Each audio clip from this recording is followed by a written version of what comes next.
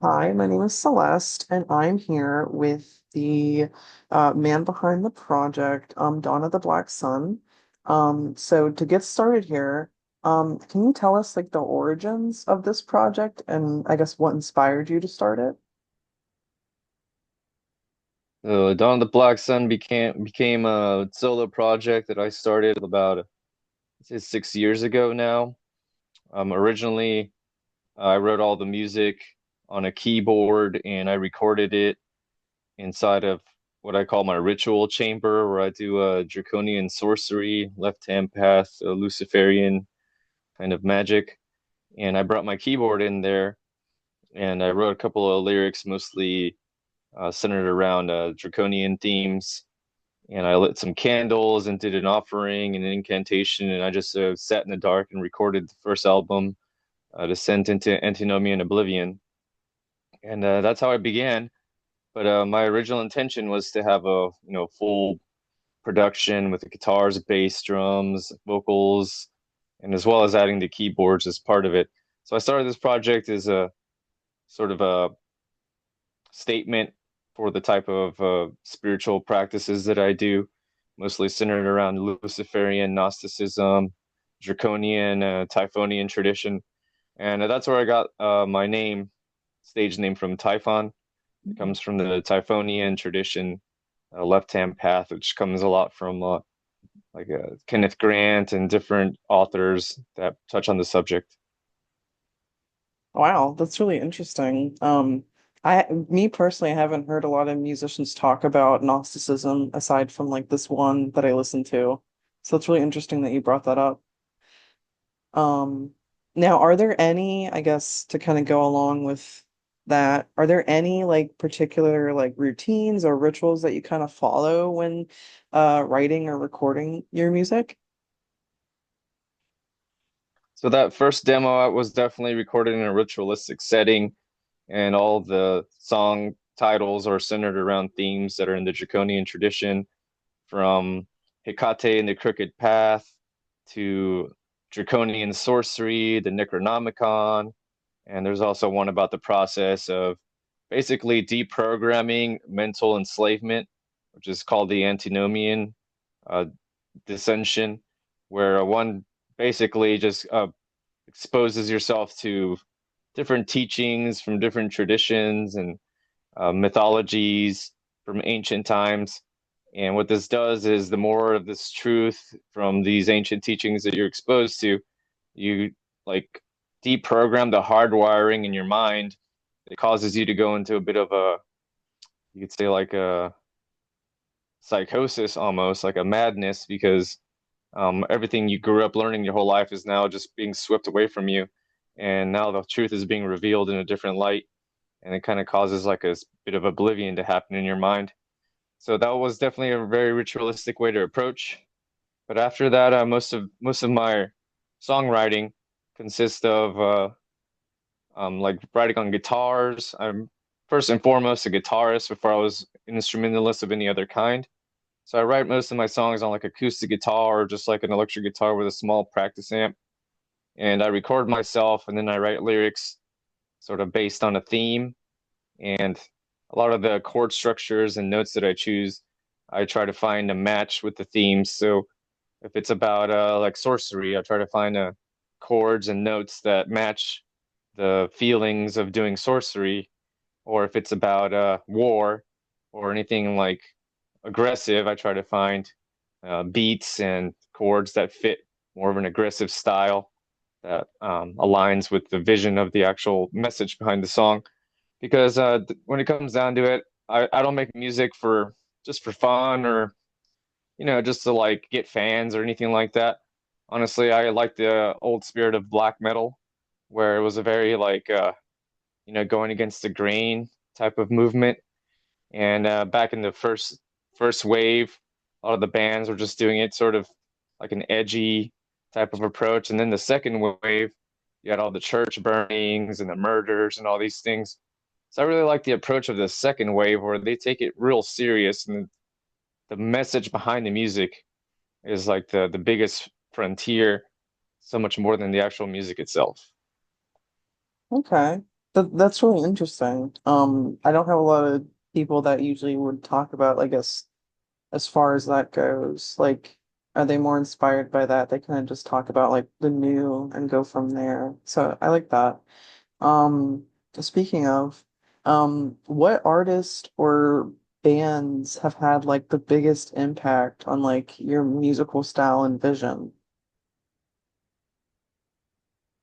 So some of the most influential bands for this project, especially, is Sargeist and Behexen, a lot of Finland-inspired bands, Horna, were very Luciferian in their approach to their music and their lyrics and their imagery. Also, a huge fan of Norwegian black metal, so a lot of Norwegian influences like Old Mayhem, even Burzum, and like like bands like 1349 with their complex chord structures. These type of bands have been extremely influential. I've gotten really into a lot of the Swedish bands like Dissection and their lyrical content, Watain, and a lot of the style that I've developed comes from many years of playing black metal music. When I was younger, I played in a black metal band, and it was kind of a melting pot, a little bit of a mix, more of a melodic death metal mixed with black metal. And I learned a lot of different guitar styles through that. But over the years, I've sort of kind of you'd say just filtered it down to the raw basics, where all the intricate notes and patterns with the picking, I've just kind of stuck to the tremolo or the downstrokes just to have a more raw sound, kind of going back to the elements of the second wave, where it was very almost primitive, but still had the atmosphere. So a lot of these bands from like the second wave in the 90s have had a huge influence on my writing style. And just, of course, playing in different bands throughout the years has really like developed the different ways I can mix chords with atmospheric sounds, with also like aggressive riffs, and even like just primitive sounding, like drumming. Like for example, from my drum set, I only use a single kick. I don't use double kick. I only have two toms, floor tom and a single tom, two cymbals and a hi-hat. Very simple, very primitive, just to keep that like really old school kind of sound going. So I like to keep the primitive elements going as much as possible. And maybe in the future, I might add a little more of the double kick. But as far as I've been able to uh, deliver the sounds with a single kick, I've been doing pretty well, and I feel very, happy about the sound that's come out with that. That's great. Yeah. No, thank you for sharing. I like that. And really good choices for inspirations. Now, how do you decide when a song is like finished or ready to be released and you want to share that with the world? Well, I begin the songwriting usually is on the guitar. I mean, I do all the dungeon synth as well, but that's a whole different process. But for the actual uh, full ensembles, I start on the guitars, and then I come up with the drums, and then from there I start working on the bass. And once it's all down, then I add vocals last. And usually the lyrics I'll write them as the drums and guitars are already completed, so I can get a feel for the songs.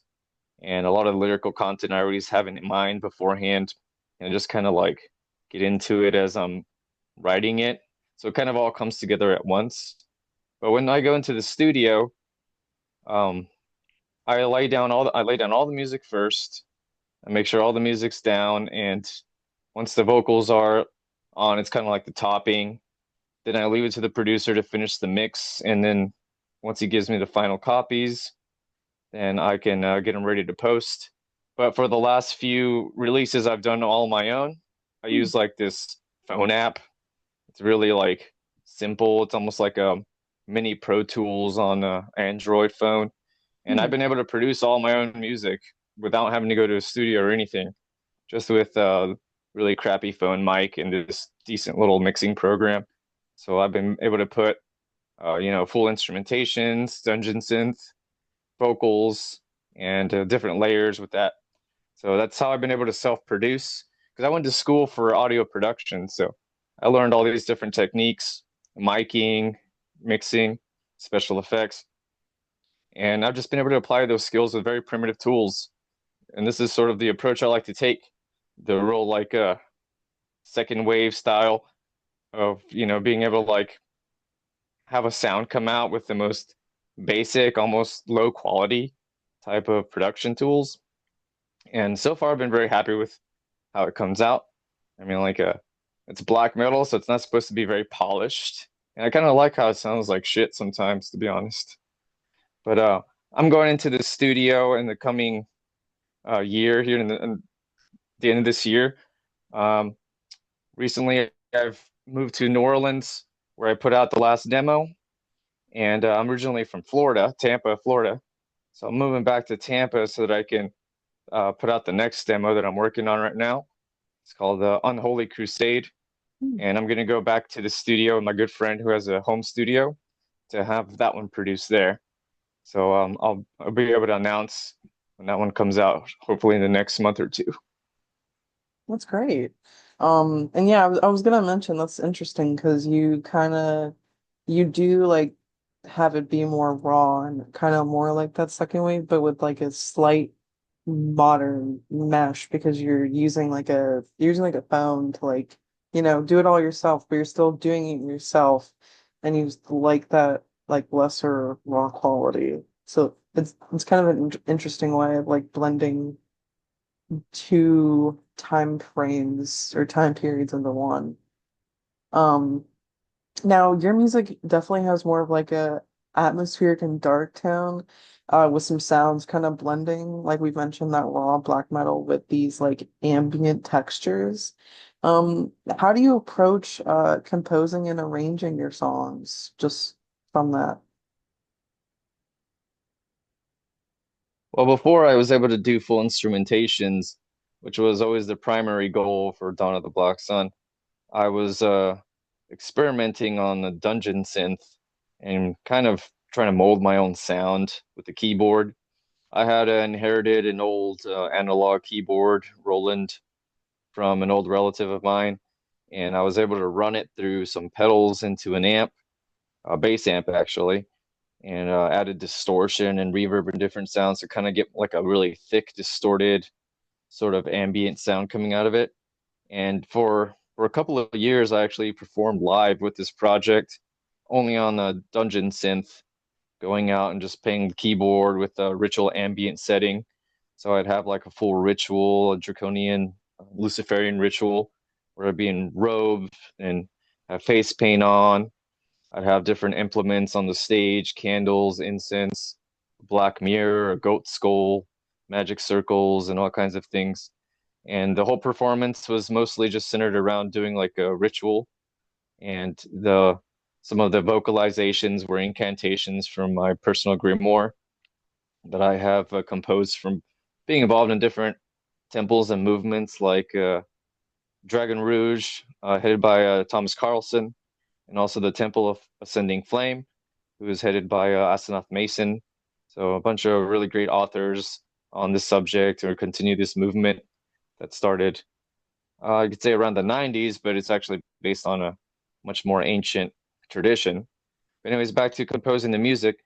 I really like to incorporate the feeling of uh, the rituals that I perform in private, in my own personal practices, into the music, so that while I'm writing this music or putting together pieces of music, it's sort of invoking the sounds that give me the feeling of invoking these spirits and these beings that I commune with, and feeling the urges and the powers of the other side coming through me while I'm doing it. So it's sort of almost like a entrancement in its own, being able to play this kind of music. And I use it as a bit of an offering to these spirits.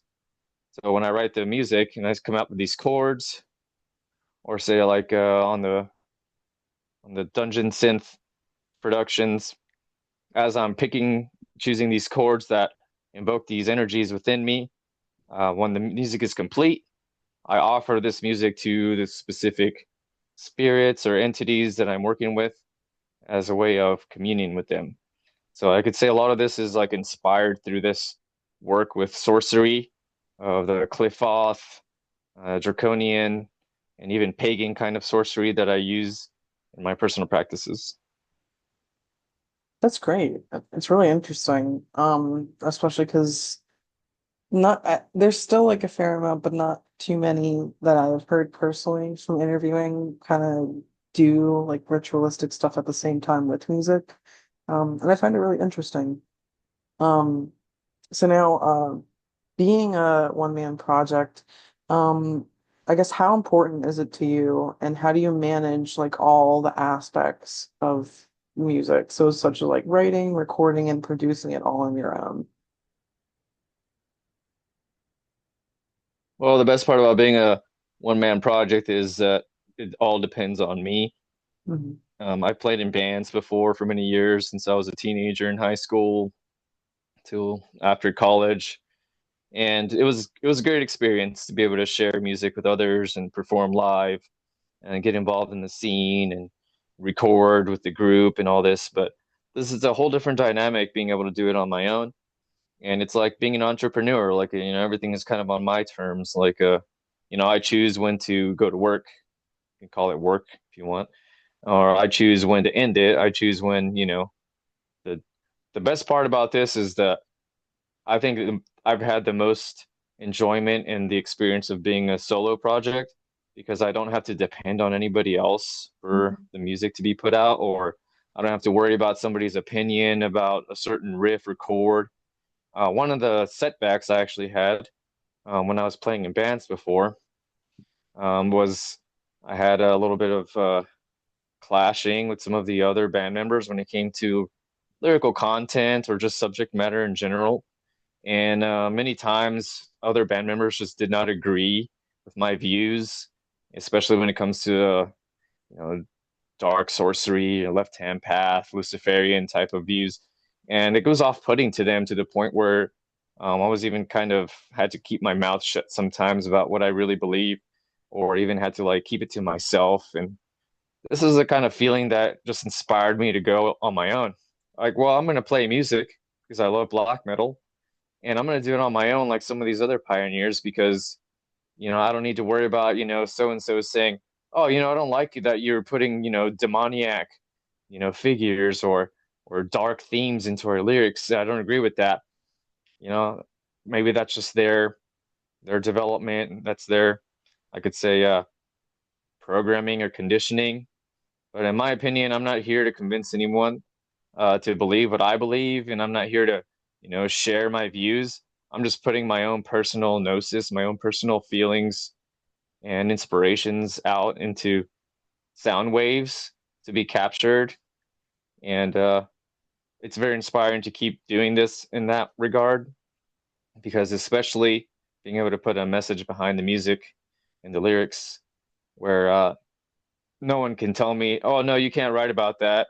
You can't sing about that. You can't play chords that invoke feelings of darkness and despair, because that's just, making me feel a little, like awkward or anything like that. So it's nice to be able to be the one that calls the shots. It's nice to be in the position of leadership where there's no one I have to look up to.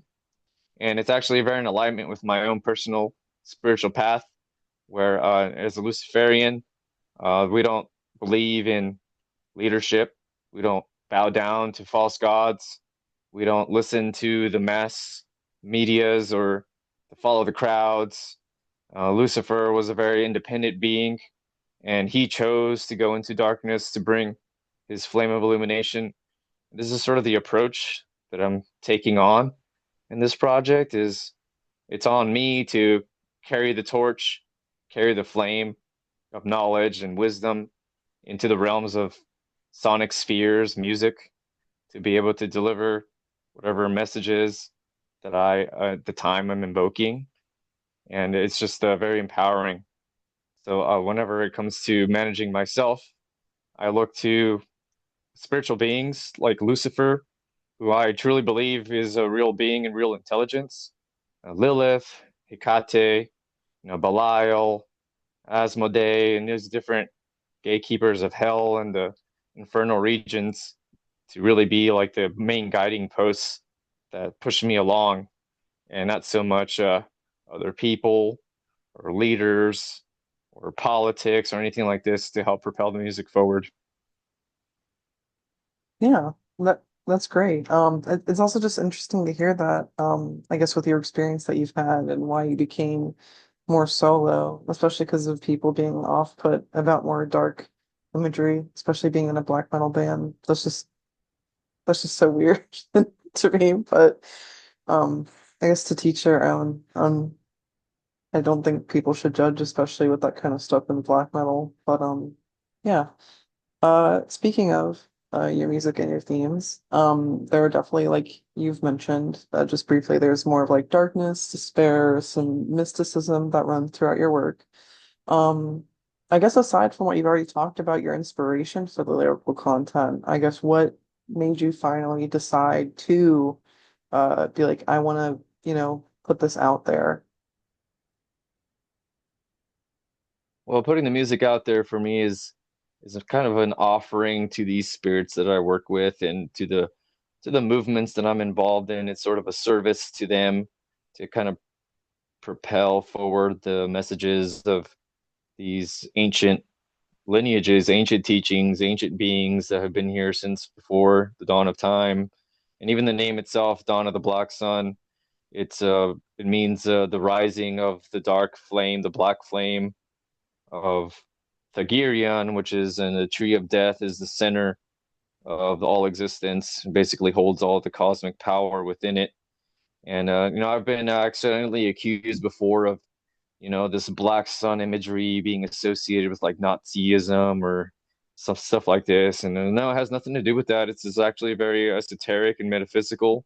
And throughout the ages, so many cultures have had depictions of the power of this black sun, which is basically dark matter condensed into a very, very compact form to where it shines light so bright that our senses are not able to capture it, so it appears dark to us.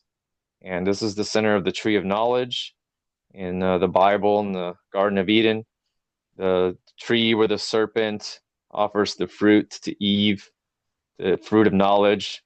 This tree is what we call the Qliphoth in our tradition.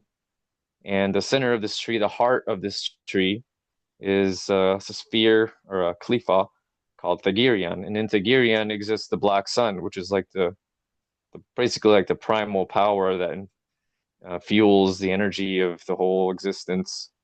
And from this primordial power, everything else is able to spark alive.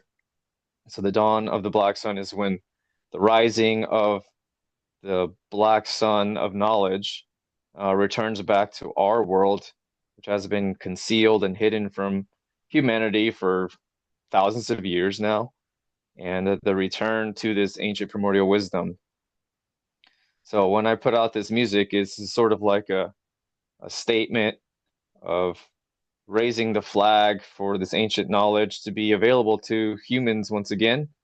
But at the same time, it's not so much me trying to say, hey, you should follow what I'm doing or convince people to believe this and that. It's so much that this is happening and it's happening now, and there's nothing anyone can do about it, whether you like it or not. The black sun will rise and the universe will shake in its wake. And whether you choose to follow it or not, that's really your own free will, because Luciferians believe in free will and not forcing anything upon anyone.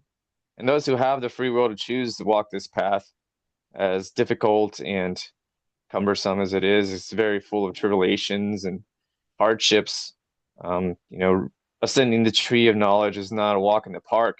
It really does require a lot of effort, sacrifice, and sacrifice not in the form of murder and bloodshed as much as sacrificing parts of yourself, bad habits or certain thinking patterns, even connections to family, friends. For example, in order for me to have advanced upon the path, I've had to leave a lot behind as part of developing further. And this project is also kind of evolved in that sense. where I was involved with family and friends and things like this that were just sort of hindering the progress. Didn't agree with what I was doing, like that band I was in before, where some of the members are just off put with the whole thing. So I just decided to go a different direction, and I've had to, basically reject friends, groups, scenes, even like being in the local metal scene. There's been, people in there that say, oh, what they're doing on stage is weird, where he's doing some weird satanic ritual on stage. I don't know how I feel about this. I've got a lot of like response of fear from these job to teach you. It's not my job to clear it up for you. If you know, you know, and if you don't, you'll find out for yourself. It's not up to me to show you anything. That's a very right-hand path approach, like these Jesus Bible thumpers who go around saying, "Oh, you have to believe the Bible because this is what it says, and you have to convert, you have to do what we say, you have to follow how we think." No, we follow the opposite. We think if you're too ignorant to figure it out, that's your problem. It's not up to me if you want to know the truth and gain this knowledge. Do the work for yourself.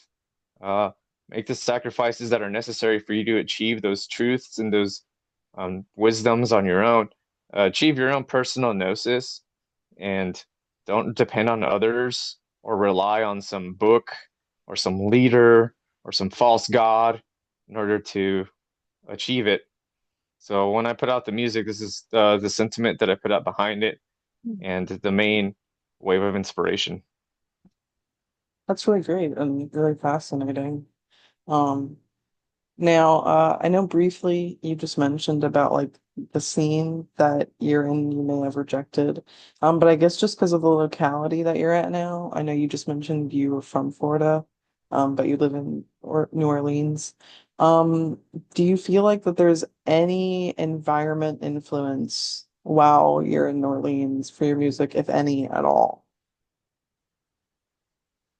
Actually, it's been a huge inspiration to be in New Orleans and be able to write music and put out music. The last release I had, the Draconian Wrath, I actually began recording that in Tampa, Florida. I did all the instrumentations there, drums and guitars, and then I wasn't able to finish it because I had some issues from going through this process of draconian initiation and ascending the tree. It causes a lot of different things that happen in the world in our my own personal life, and anyone that goes down this path will, testify in this regard that it does change completely who you are. It flips your world upside down, and it puts you through some of the most like harsh ordeals. So what's happened is I rejected being with my family because they didn't agree with my views and what I was doing, practicing sorcery, advancing myself in knowledge that was forbidden, keeping books like grimoires and these type of demoniac books in my house, and my mother and my family just looking at me like I'm just this, worthless, like low life that has nothing to offer. And I cared more about practicing sorcery than, playing black metal than being some fancy guy in a suit trying to get a career in Wall Street or something like this.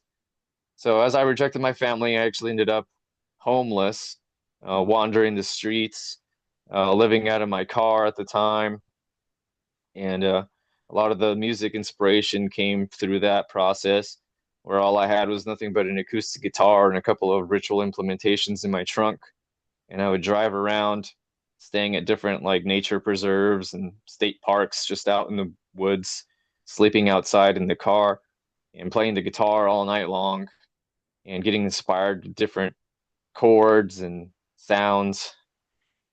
Eventually it led to me having to leave Florida. So my fiance at the time, she was also going through something similar, but we stuck it out together and we made it all the way to New Orleans. And being in New Orleans, I chose specifically because of its esoteric components. The place has been full of witchcraft and sorcery, voodoo and vampirism and all these different mystical things for like hundreds of years. So I chose to go here to continue my path And being there, especially, all the old graveyards and the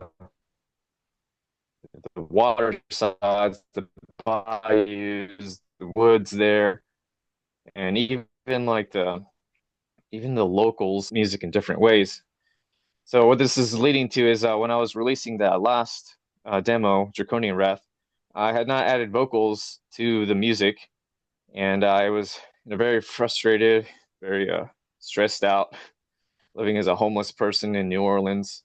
Basically, I mean, I had a job. I was working as a bartender in the French Quarter, but things were just not working out for me there, and I wasn't able to for the same reasons because I was always at like just that outsider, and this guy's weird. He's into demoniac witchcraft, and I thought that was weird, strange for myself because I'm living in a place that is just chock full of all kinds of witchcraft and mysticism and tales of witches and voodoo and werewolves and vampires, so many shows and movies and all this. But actually living there, most of the crowd is more just concerned about, the cheapest drinks in town and where the party's at. And this mysticism and lore of witchcraft just sort of kind of got thrown into the back burner and hiding in the shadows. But I always kept it alive, and I think it just threw off some of the people that I was involved with at the time. So I ended up not being able to keep my job, and being homeless on the streets caused me to go into a really frustrated time in my life. And I was just sick and tired of having to wait for somebody with a studio or with whatever equipment to be able to finish my demo. So I said, you know what, screw it. I'm gonna do this all myself. I'm gonna go back to the basics like when I started this project. I'm gonna stop trying to, get all this polished gear. I'm just gonna do it on the phone. I'm gonna get that recording app, and I just went to a public park within like an abandoned Ferris wheel type of um, location, and behind a building, I just set up my phone like a microphone with a mixer on and just started screaming at the top of my lungs like a madman, like a maniac, just screaming all these like lyrics from this demo outside in the public. And actually, the best part about this is that because being in New Orleans, there's so much like, there's so many crazy people out there. There's just all kinds of weirdos, people on crack, junkies, like, people just straight out of the mental asylum, just running around the streets. So it's just like a typical everyday thing to see someone outside screaming at the top of their lungs. This was the perfect environment for me to do this. Not only that, but all the inspiration I had from being there just really pushed me to just take this approach and do it all myself in this way.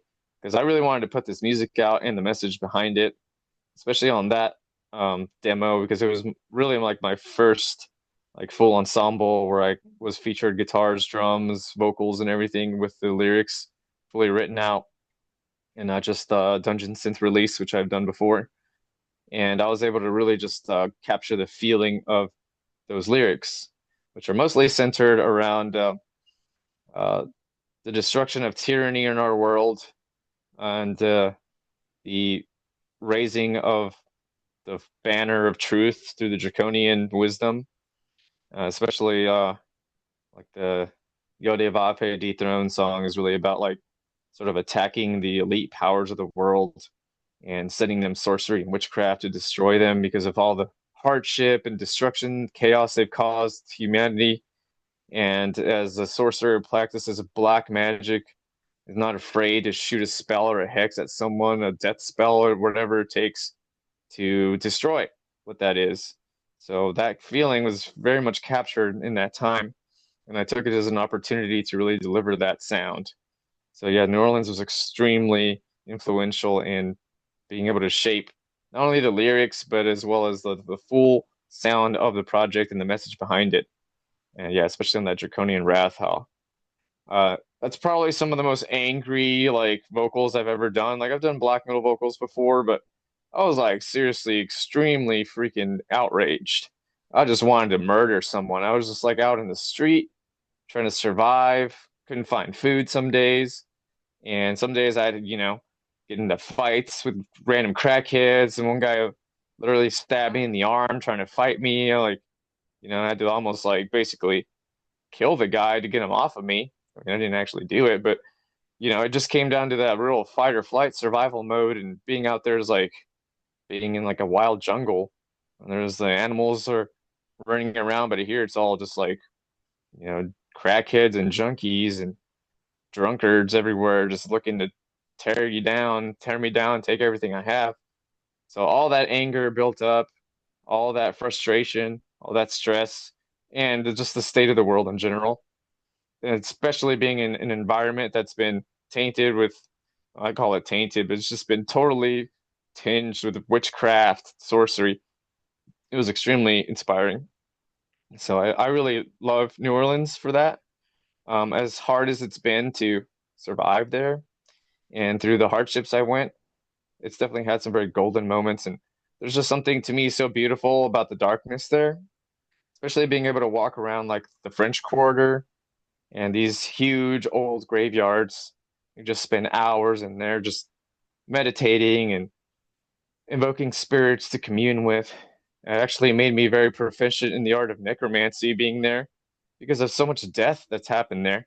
Literally, if you walk around in the French Quarter, it's littered with dead bodies. It's like catacombs underneath, and it's just one huge graveyard. The whole town is just a huge graveyard. The middle of Jackson Square is where they would hang captives and criminals, and there's just so much like bloodshed and death in the place, and really inspired me to write different uh, lyrics and capture different feelings in the lyrics, as well as guitar parts that I'm going to be using for the future release that's coming up here, hopefully at the end of this year. Yeah, wow. That was really interesting stuff to hear about, especially like how the area really influenced you even through all that hardship and stuff. Like kind of as a final question here, where can people find your music? And I guess from what you've briefly mentioned throughout the interview, what are your future plans? So right now, all my music's featured on Bandcamp, uh, the Dawn of the Black Sun Bandcamp. Also, recently, my wife and I have developed a streaming channel on YouTube called Saturn's Redemption, where Dawn of the Black Sun and also a project I have together with her called Crossroads that we share is being uploaded there. Also have all these other projects I've recorded throughout the years, black metal, grindcore, black and doom, different projects that I've recorded and been involved in are available on there. So right now that's like the most streaming platform available. Some of my, well, of course, black metal artists and some other streaming channels have taken up a Draconian Wrath demo to put on their channel as well. But as of right now, that's pretty much the most available areas for this music right now. It's the Bandcamp and the YouTube as of now. Awesome. And also, yeah. Go Oh no, ahead. just sorry, just to finish your question too. I am working on the next release. It's called Unholy Crusade, and it's basically just like a sequel to the last one, where that one was about basically like a declaration of war against the elites and the powers of the world that have been corrupting humanity and enslaving humans for so many years. And that's just kind of like sort of like pointing out how the ancient traditions have been suppressed, thrown into the shadows, and old sages of these paths have been cast into exile, hung, burned, killed, you name it. Well, the next one's mostly about fighting back, striking back, the unholy crusade, or in the medieval times when they had the Inquisitions. It's like uh, one of the best inspirations I actually have for this is from a band called Deathspell Omega and the album called Inquisitors of Satan. So, this is basically like we're the Inquisitors of Satan now. We're coming to get you, false god worshippers who have destroyed all our families and our traditions to propagate your lies and deceptions. And yeah, I'm really inspired to put this out right now because I have all the music written out. I just got to be able to get in the studio and put it out. So I'm hoping here by the end of the year, I can have this one at least produced, and beginning of next year, start being able to release it on Bandcamp. And of course, everything that's going to be released on Bandcamp will be released on the YouTube channel Saturn's Redemption as well. But yeah, I'm excited to write the lyrics and to perform for the next one on Holy Crusade. It's going to be a lot of draconian imagery. It's going to go deeper into the sorcery involved, being able to deliver these types of movements forward.